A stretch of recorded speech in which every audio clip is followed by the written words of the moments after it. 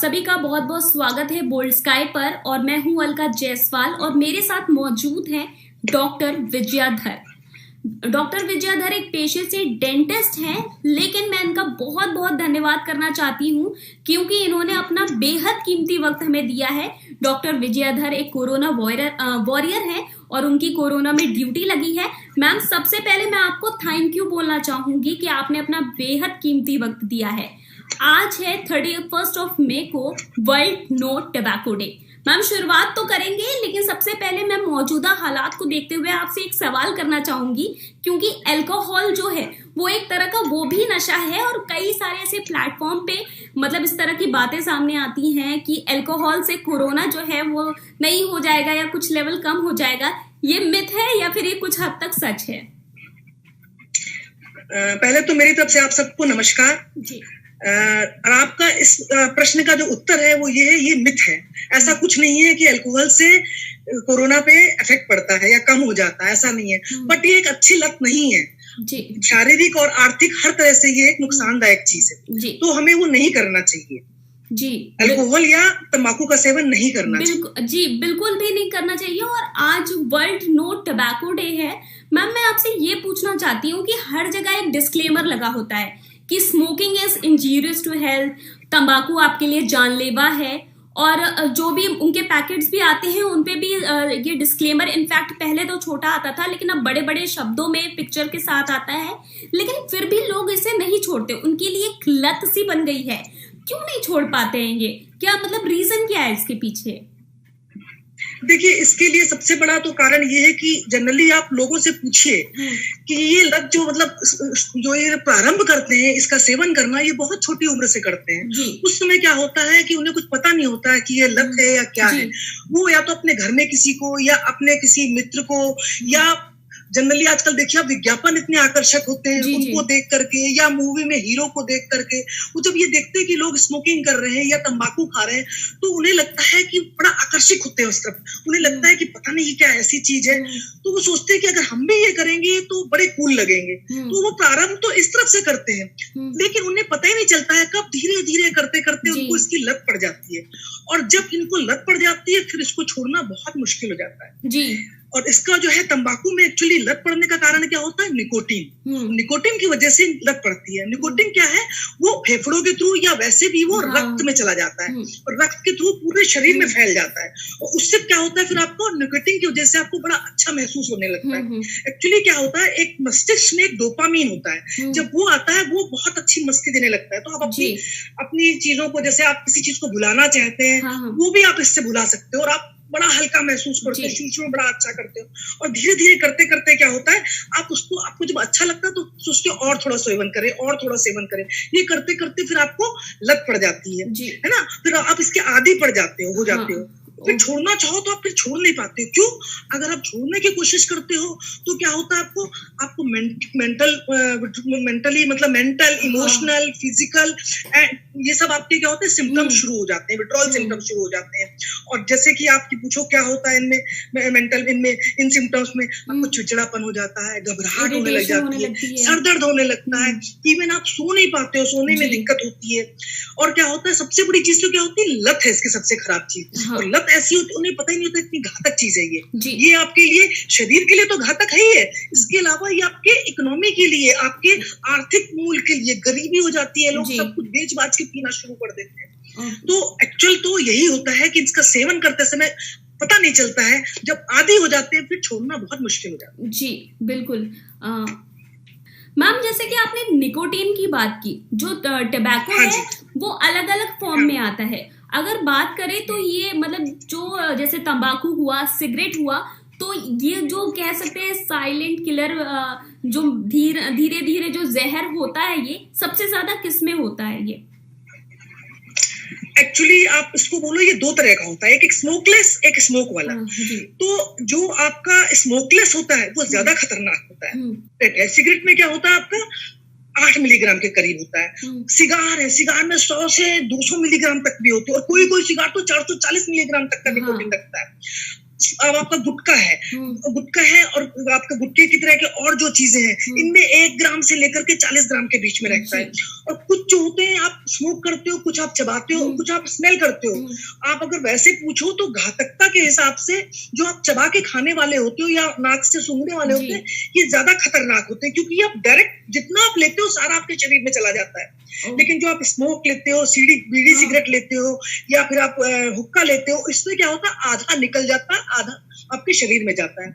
अब अगर आप वैसे पूछो तो बीड़ी में बहुत ज्यादा होता है, तंबाकू में ज्यादा होता है, फिर गुटखा में होता है, और हुक्के में भी होता है। इस तरह से है इसकी क्वांटिटी। ओके, तो मैम लेकिन जैसे आपने कहा कि अक्सर लोग कम उम्र से भी लेना शुरू कर देते हैं कि किसी के बच्चों के ऊपर पीयर प्रेशर होता है, स्कूल में जाते हैं, कॉलेजेस में जाते हैं, आसपास देखते हैं।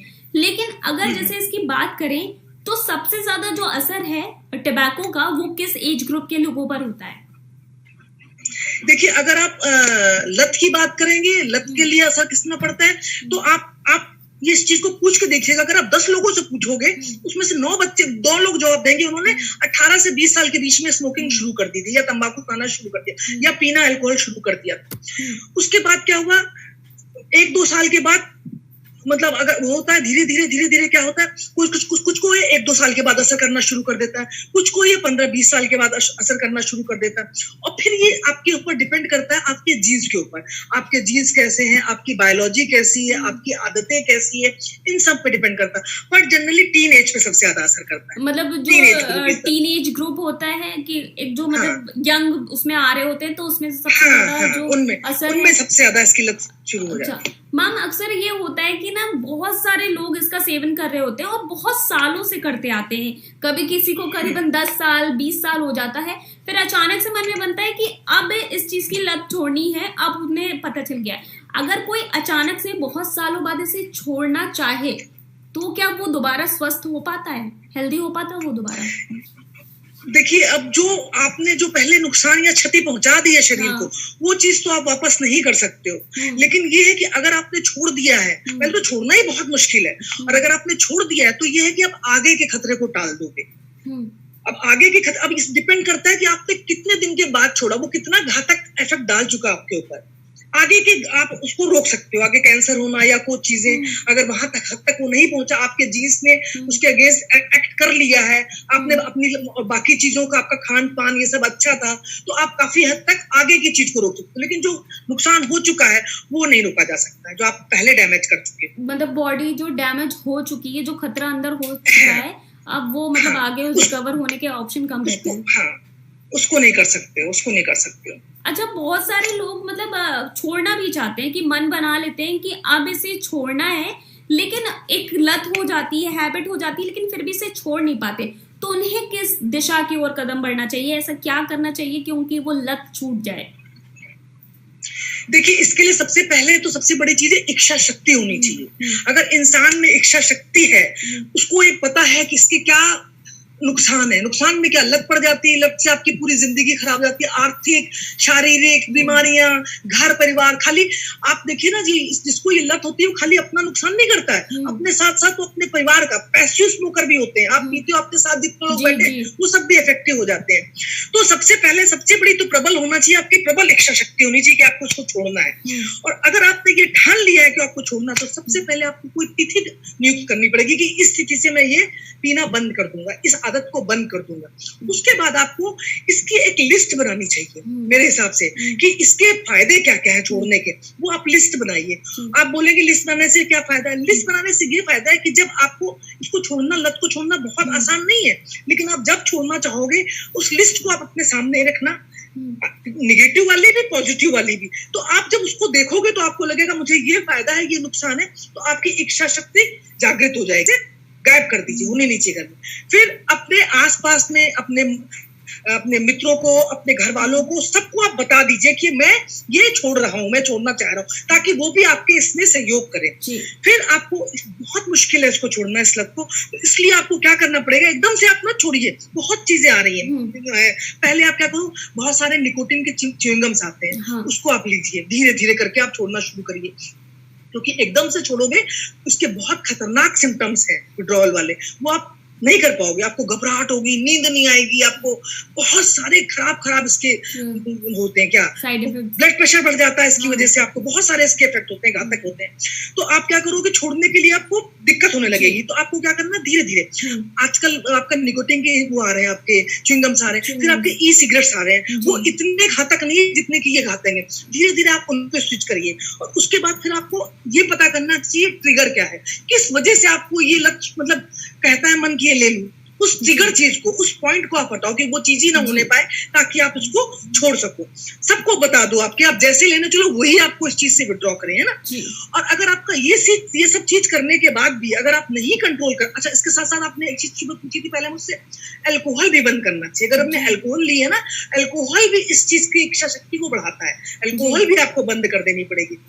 फिर भी अगर आप देख रहे हो आपने सारे यत्न कर लिए, आपसे कंट्रोल नहीं हो पा रहा है, तो आजकल तो बहुत सारे संस्थान है, जैसे CIP है, उसके सरकार के बहुत सारे संस्थान है जहां पर जाकर के आपको एडमिट हो जाने पे वहां पर वो आपका बहुत तरह से इलाज करते हैं, साइकोलॉजिकली आपको दवाइयां देंगे, आपको साइकोलॉजी करेंगे, आपको आपके साथ बहुत अच्छा व्यवहार करेंगे, बहुत सारे प्रोग्राम है उनको आप ज्वाइन करिए, और इससे क्या होगा, आपको कम्युनिटी सपोर्ट मिलेगा और आप छोड़ सकते हो। अगर आपके अंदर मेन बात है, अगर आपके अंदर इच्छा शक्ति है, प्रबल शक्ति है, तो आप बहुत आराम से इसको छोड़ सकते हो। हाँ, ऐसा कुछ नहीं है कि ये हमारे ऊपर डिपेंड होता है कि अगर हम इसे छोड़ना चाहे, मेंटली प्रिपेयर हो जाए, तो हम इसे छोड़ सकते हैं। मैम जी लेकिन मेरा ये सजेशन है कि धीरे धीरे छोड़िए, एकदम से आप छोड़ोगे तो फिर आप फिर दोबारा करना शुरू कर, मतलब आप सोचोगे कि नहीं लेने, इसलिए आप धीरे धीरे, जिस वजह से आप, ताकि आप अपने विड्रॉल सिम्टम से ही बच जाए, आपको परेशानी भी ना हो, और आप इस खराब लत से बाहर निकल के आ जाए। जी ma'am, thank you so much हमसे जुड़ने के लिए। और सबसे एट द एंड आप क्या कहना चाहेंगे आप पब्लिक को वर्ल्ड नो टबैको डे के मौके पर? देखिए, ये बहुत खराब लत है, इसको अपनी जिंदगी से हटाइए, क्योंकि अगर आप इसको नहीं हटाओगे तो ये दीमक की तरह धीरे धीरे आपके शरीर को तो खा ही जाएगा, इसके साथ साथ आपके साथ जुड़े हुए जितने लोग, घर परिवार मित्र, सबको खराब करेगा। और अब तो WHO ने भी बहुत अच्छी वो कर दिए हैं, लॉन्चिंग्स कर दिए हैं, बहुत चीजें, आपको इन चीजों में मदद मिलेगी। अगर आप नहीं कर सा रहे, इसमें कोई भी घबराने की बात नहीं है, कोई झिझक की बात नहीं है। आप बहुत सारे CIP के थ्रू और बहुत सारे आपके सरकार के बहुत सारे प्रोग्राम है, उनमें जुड़ जाइए धीरे धीरे से, लेकिन अपनी पहले इच्छा शक्ति को प्रबल करिए कि आपको इसे हराना है। इसके बारे में पढ़िए, इसके नुकसान पढ़िए, कितने ढेर सारे नुकसान है, इसके फायदे पढ़िए इसको छोड़ने के, तो आप अपने आप ही आ जाओगे। इससे अच्छा आप अपने धन को, अपने मन को, अपने शरीर को बहुत सारे नेक कामों में लगाइए, इसको छोड़िए, अच्छी चीज नहीं। जी बहुत बहुत शुक्रिया हमसे जुड़ने। इसी मैं तो चाहूंगी इसी आपके टोबैको डे से आप पहले इसकी शुरुआत करिए। जी बिल्कुल, और आप ये करेंगे तो मेरे लिए, आपके लिए बहुत बड़ा धन्यवाद होगा। जी बिल्कुल, और मैं उन सभी को कहना चाहूंगी कि इसकी शुरुआत खुद आपसे होगी। आप मेंटली प्रिपेयर करिए इस चीज के लिए, और आप डे बाय डे अगर उस चीज को फॉलो करेंगे तो शायद आप इस लत से दूर हट सकते हैं। मैम बहुत बहुत शुक्रिया हमसे जुड़ने के लिए, और सबसे बड़ा धन्यवाद तो मैं आपको ये कहना चाहूंगी अपनी पूरी बोल्ड स्काई टीम की तरफ से, बोल्ड स्काई की तरफ से, कि आप एक कोरोना वॉरियर हैं, और कोरोना योद्धा को हम सभी का सलाम है आपको। बहुत बहुत शुक्रिया हमसे जुड़ने के लिए। धन्यवाद, बहुत बहुत धन्यवाद। धन्यवाद, नमस्कार। तो ये थी हमारे साथ विजयाधर, जिन्होंने हमें बताया कि कैसे वर्ल्ड नो टबैको डे पे कि अगर हम टबैको छोड़ना चाहें तो हम बहुत ही आसानी से छोड़ सकते हैं, बस वो हमारी इच्छा शक्ति में होनी चाहिए। तब तक के लिए मैं अलका जायसवाल आप सभी से लेती हूँ अलविदा। कल फिर आऊंगी, और साथ ही साथ आप क्या नया जानना चाहते हैं, let me know in comment section. Till then bye bye.